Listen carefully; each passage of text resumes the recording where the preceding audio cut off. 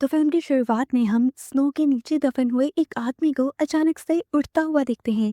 हैरत थी, वो अभी भी जिंदा था। कपड़े पहनकर तैयार होकर वो अपना चाकू लकड़ी से निकालते हुए अपने सफर पर चल पड़ता है और यहीं से सीन कट होकर हमें दो छोटे बच्चों को दिखाया जाता है। बड़े भाई का नाम जिम था और वो अपनी बहन के साथ इस बड़े से घर में अकेला ही रहता है। सारे काम वो खुद करता है। उसे देखकर लगता नहीं कि उसे सरवाइव करने के लिए किसी बड़े की जरूरत है। जिम स्टेयर्स में बैठा अपनी गन के अंदर बुलेट्स चेक कर रहा था। दूर से देखने पर लगा कि ये गन एक टॉय गन होगी, पर पास आने पर देखने को मिला कि ये एक ट्रैंकुलाइजर था जिसकी बुलेट्स दूसरे लोगों को बेहोश करने के काम आती हैं। इतनी देर में उसे बाहर से आवाज आती है। वो बाहर जाकर देखता है तो वहाँ पर एक आदमी आया था जो उसकी बहन से उसके पेरेंट्स के बारे में पूछ रहा था। वो आदमी जिम से भी वही सवाल करता है, पर जिम जवाब दिए बगैर अपनी बहन को लेकर घर के अंदर चला जाता है। बड़ों की तरह वो घर को अच्छी तरह से लॉक करता है, सिक्योर करता है और फिर अपनी बहन के साथ खेलने बैठ जाता है। इतनी ही देर में हम उनके घर के बाहर अजीबोगरीब इंसानों को देखते हैं जो इस घर को तोड़कर अंदर आने की कोशिश कर रहे थे, पर ये घर बुलेट प्रूफ था और वो अंदर आ नहीं सकते थे। असल में वो सब ज़ॉम्बीज थे और इन बच्चों को खाना चाहते थे।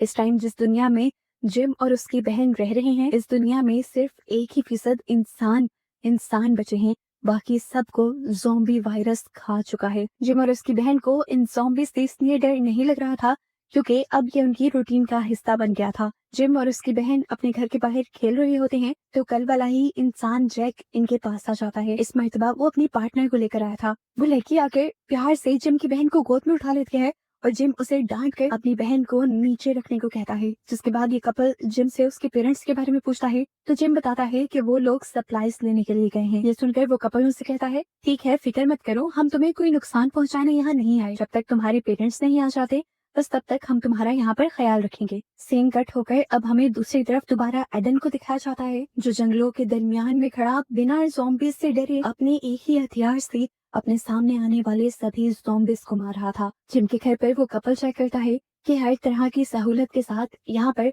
काफी अरसे तक के लिए सप्लाईज भी मौजूद थी। इसीलिए ये दोनों भी यही रहने का फैसला कर लेते हैं क्योंकि पता तो इन्हें भी चल गया था कि जिम और ये बच्चे इस घर में अकेले रहते हैं। ये सारी बातें जिम उनकी छुप के सुन रहा था। पता नहीं उसके जहन में अब क्या डर आता है। वो अपनी बहन को सेफ प्लेस के अंदर बंद कर देता है और यहाँ जिम का डॉग भी जिम को सूंघ कर भौंकने लग जाता है। यहाँ पर अब रात भी हो चुकी थी। कपल रात में घर के आसपास जब बहुत सारे ज़ॉम्बीज को देखते हैं तो एकदम से बुरी तरह डर जाते हैं और यहाँ की सारी लाइट्स ऑफ करने लगते हैं। लेकिन तभी अचानक पीछे से दरवाजा खुलता है और कोई उस लड़की के ऊपर हमला कर देता है। हमें वो लड़की जख्मी हालत में दिखाई जाती है जिसके बाद कोई खींचता हुआ उस लड़की को इस घर से बाहर फेंका था। उसके हस्बैंड का क्या हुआ था ये यहाँ पर नहीं बताया जाता और सीन कट होकर हमें अगली सुबह का सीन दिखाया जाता है। एडन को दोबारा हम स्नो में गिरा हुआ दिखते हैं। उसे जब होश आया तो उसने देखा कि वो ट्रैप में फंसा हुआ था। अपने आप को जैसे ही वो ट्रैप से निकालता है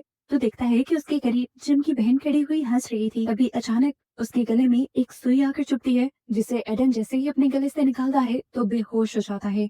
असल में जिम ने उसे अपनी ट्रैंकुलाइजर गन से बेहोश कर दिया था। कुछ देर बाद एडन को जब होश आया तो वो जिम के घर की तरफ गया जहाँ पर दोबारा जिम अपनी गन हाथ में लिए खड़ा था। जिम उस आदमी से उसका मकसद पूछता है तो ये आदमी उसे बताता है कि मैं एक सोल्जर हूँ और अपनी वाइफ को ढूंढने के लिए नॉर्थ की तरफ जा रहा हूँ। ये सुनकर जिम काफी हैरान होता है क्योंकि आज से पहले जितने भी लोग यहाँ पर आए थे वो खाने या मेडिसिन की तलाश में ही आए थे। एडन पहला वो इंसान था जो अपनी वाइफ को ढूंढना चाह रहा था। जिम को पता नहीं क्यों उससे अट्रैक्शन फील हुई और वो उसे अपने घर ले आया। घर लाकर जिम उससे एक डील करता है, हमारे घर की पावर खत्म हो चुकी है, अगर तुम ट्रेडमिल चला चला कर यहाँ की सारी बैटरीज चार्ज कर दोगे तो मैं तुम्हें मेडिसिन, खाना और रहने की जगह दूंगा।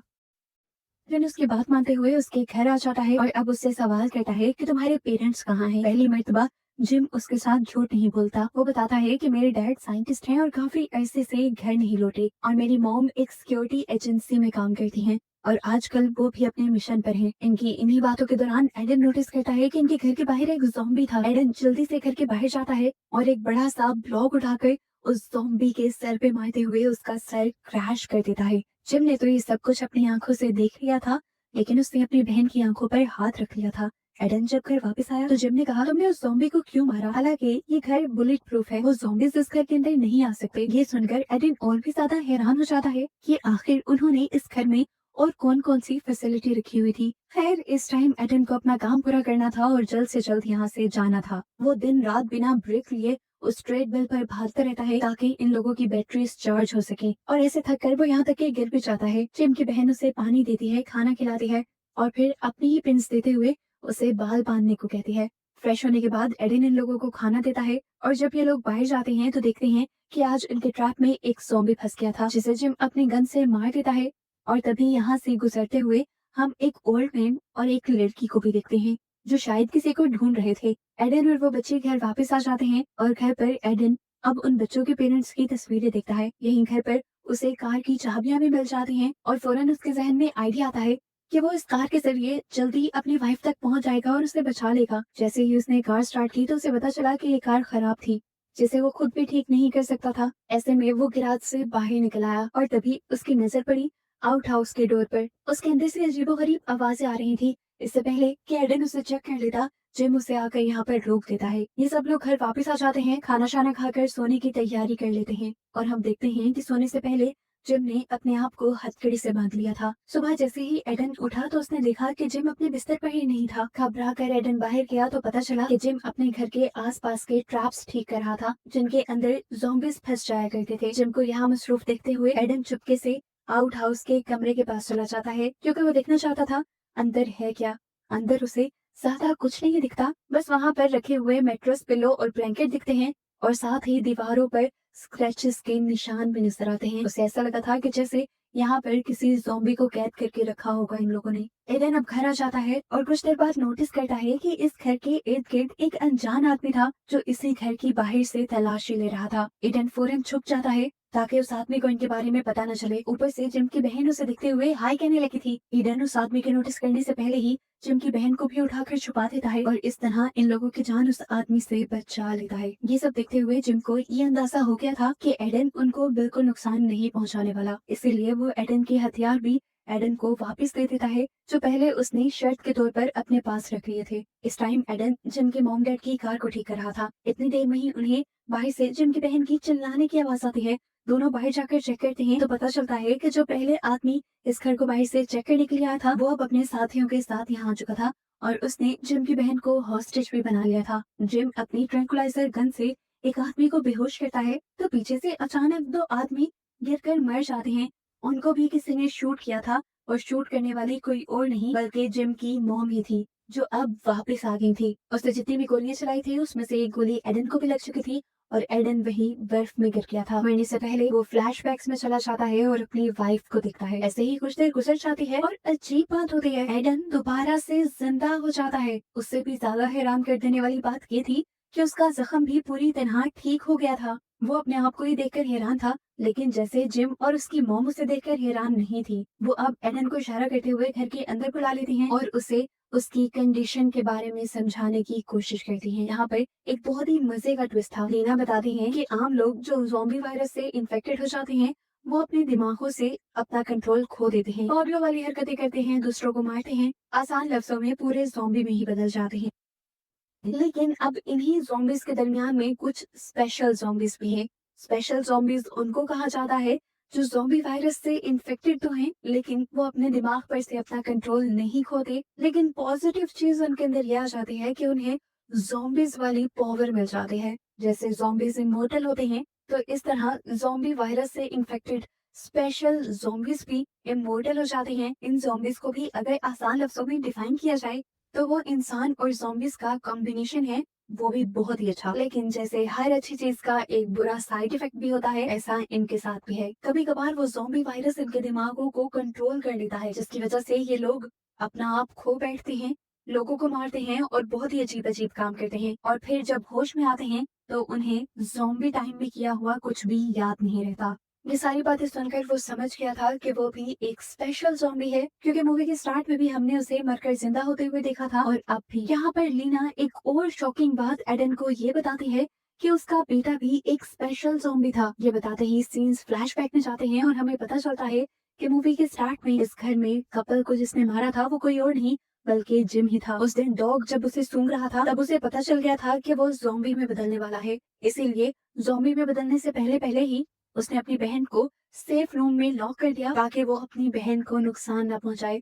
जिसके बाद उसने उस कपल को मार दिया और इसी वजह से जिम हर रात को सोने से पहले अपने आप को हैंडकफ करके भी सोता है। फिर रात हो जाती है और हम देखते हैं कि एडन को आज रात फिर अपनी वाइफ का ख्वाब आया था, जिसमें वो देखता है कि उसकी वाइफ का आधा मुंह खून से भरा हुआ है और उसके पास एक मरा हुआ बच्चा भी है। ये देखते ही उसकी जान निकल जाती है और वो रोने लग जाता है। उसकी उदासी को देखते हुए यहाँ पर लीना आती है उसे सहारा देने के लिए और इसे बताती है कि इस दुनिया में सिर्फ वही नहीं जिसे गम है। वो उसे अपनी कहानी बताती है कि जब उसके दोनों बच्चे पैदा हुए तो दोनों को ही एक हार्ट डिसीज थी जिसका इलाज मुमकिन नहीं था। वो बताती है कि उन दिनों ज़ॉम्बी वायरस भी तेजी से फैलने लगा था और मेरे हस्बैंड जो कि बायो साइंटिस्ट थे, उन्हें स्पेशल ज़ॉम्बीज के बारे में पता चला था। ज़ॉम्बी वायरस पर रिसर्च करते हुए उन्होंने एक ऐसा डोज बनाया जिसको जिम में इंजेक्ट करने से जिम फिजिकली एक ज़ॉम्बी में बदल गया, लेकिन वैसे एक नॉर्मल इंसान रहा, यानी वो सुपर ज़ॉम्बी बन गया और ऐसे उसे उसकी बीमारी से छुटकारा मिल गया।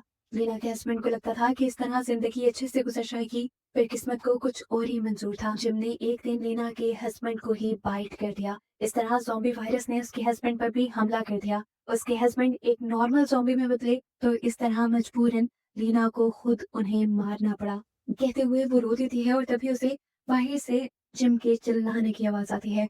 वो इस टाइम क्रेजी मूड के अंदर जाने वाला था। लीना रोते हुए उसे अपने आउट हाउस के कमरे में बंद कर देती है और उसके बाहर बैठी रहती है। अंदर से खूब चीखने, चिल्लाने, गुर्राने की आवाजें आती हैं। वो दरवाजा नहीं खोलती और रोती रहती है। ये देखकर एडन को लीना पर बहुत तरस आता है और आधी रात को वो जाकर लीना को आराम करने को कहता है और खुद यहाँ पर खड़ा हो जाता है एक बॉडी गार्ड की तरह। कई दिन ऐसे ही गुजरते रहते हैं लीना एडन की और एडन लीना की मदद करता रहता है। इन्हें लगने लगा था कि लाइफ नॉर्मल हो गई, लेकिन लाइफ में एक और बड़ा मसला आया। एक दिन लीना की बेटी बर्फ में बेहोश हो गई। लीना उसे उठाकर अंदर लेकर आई और उसे चेक करने पर पता चला कि उसकी दिल की बीमारी वापस आ गई थी, जिसका कोई इलाज भी नहीं था और अब इस दुनिया में कोई इलाज करने वाला बचा भी नहीं था। लीना बहुत ज्यादा परेशान हो जाती है तो एडन उसे कहता है, तुम भी उसे जिम वाले वायरस से इंजेक्ट कर दो ना, वो भी सुपर ज़ॉम्बी में बदल जाएगी और जिम की तरह जिंदा रहेगी। पर लीना ऐसा करने से मना कर देती है क्योंकि पहले ही वो ऐसा करके बहुत बड़ा नुकसान उठा चुकी थी। खैर दिखाया जाता है कि जिम भी अपने क्रेजी मूड से वापस आ चुका था और अब एडन के साथ साथ जिम और उसकी मॉम मिलकर उस बच्ची का ख्याल रखा करते थे। दिन ऐसे ही गुजर जाते हैं और वो दिन भी आ जाता है जब एडन को ये सब छोड़कर जाना था। लीना और जिम उसे रोकते भी हैं पर एडन नहीं रुकता और यहाँ से चला जाता है। कुछ ही देर गुजरती है और यहाँ पर एक ग्रुप लीना के घर के आसपास आ जाता है। असल में ग्रुप लीडर की बेटी नहीं मिल रही थी, वो एक लड़के के साथ भाग गई थी और असल में पता चला कि ये कपल वही था जो मूवी के स्टार्ट के अंदर जिम के घर आया था। ये आदमी दरमियान में एक आध मर्तबा लीना के होते हुए लीना के घर की तलाशी कर गया था, पर उसे जब अपनी बेटी नहीं मिलती तो एक मर्तबा दोबारा वो उन्हीं रास्तों पर तलाश करने के लिए निकल जाता है और लीना के घर के पास उसे अपनी बेटी की गाड़ी दिख जाती है, जिसकी वजह से वो दोबारा भागते हुए लीना के घर की तरफ बढ़ने लगते हैं। एडन जो बाहर ही सोया हुआ था, इनकी कदमों की आवाज से उसे होश आ जाता है और जब वो नोटिस करता है कि बहुत सारे लोग जिम के घर की तरफ जा रहे हैं तो वो भी जिम और लीना को खतरे से बचाने के लिए पहुंच जाता है। अंदर जाने पर दिखाया गया कि वो आदमी लीना को टॉर्चर करते हुए उससे पूछ रहा था, बताओ कहाँ छुपाया है तुमने मेरी बेटी को। लीना कहती है, मैं सच में उसके बारे में कुछ नहीं जानती, पर लीडर उसकी बात मानने से इनकार कर देता है क्योंकि उसकी बेटी की चीजें भी इस घर में थी। चुपके से वो घर के अंदर आता है तो देखता है कि जिम भी किचन में छुपा हुआ था। वो जिम से यहाँ पर आए लोगों के बारे में पूछता है और फिर अपने वेपन्स तैयार करते हुए चुपके से उन लोगों के ऊपर इस तरह हमला करता है कि शोर भी नहीं होता और वो काफी सारे लोगों को मार भी गिराता है। इसके बाद वो अब उस गैंग के लीडर के पास आ गया था, जिसके सामने आते ही बहुत सारे गन्स ये सब लोग एडन की तरफ ही तान देते हैं और एडन इन लोगों को कुछ करने के बजाय खुद ही अपना गला काट देता है और एकदम से मर जाता है। उसने अपना गला खुद ही इसलिए काट लिया था क्योंकि वो जानता था वो जिंदा भी हो जाएगा, लेकिन इतने दर्द से वो इस मर्तबा सुपर ज़ॉम्बी भी जल्दी बन जाएगा। उसकी सोच के ठीक मुताबिक चंद ही सेकंड बाद उसे सुपर ज़ॉम्बी बनकर होश आ जाता है और वो यहाँ मौजूद सभी इंसानों पर हमला करने लग जाता है, जबकि लीना अपने दोनों बच्चों को छुपा लेती है। एडन ने सभी लोगों को खत्म कर दिया था, जिसके बाद नेक्स्ट सीन में हम अगली सुबह एडन को होश में आता देखते हैं। इस टाइम वो खून से लथपथ था और उसके हाथ में किसी इंसान का पाँव भी था। वो समझ गया कि उसने बहुत सारे लोगों को मार दिया था। खैर हिम्मत करके वो अब इस घर के अंदर आता है तो देखता है कि लीना उसके लिए एक खत छोड़ कर गई थी। वो बताते हैं कि मैं अपने बच्चों को लेकर नॉर्थ की तरफ जा रही हूँ, अगर किस्मत में हुआ तो हम दोबारा जरूर मिलेंगे क्योंकि मैं जानती हूँ तुम भी नॉर्थ की तरफ ही आ रही हो। इस लेटर को देखकर एडम भी अपना सामान बांधना शुरू कर देता है, जबकि बाहर हमें दिखाया जाता है कि वो गैंगस्टर जिस लड़की की तलाश में था, उसकी बेटी भी अब ज़ॉम्बी बन चुकी थी और दूसरे ज़ॉम्बीज़ को मारकर उनका गोश्त खा रही थी। और ऐसे ही बस इन सब को दिखाते हुए ये मूवी यहाँ खत्म हो जाती है।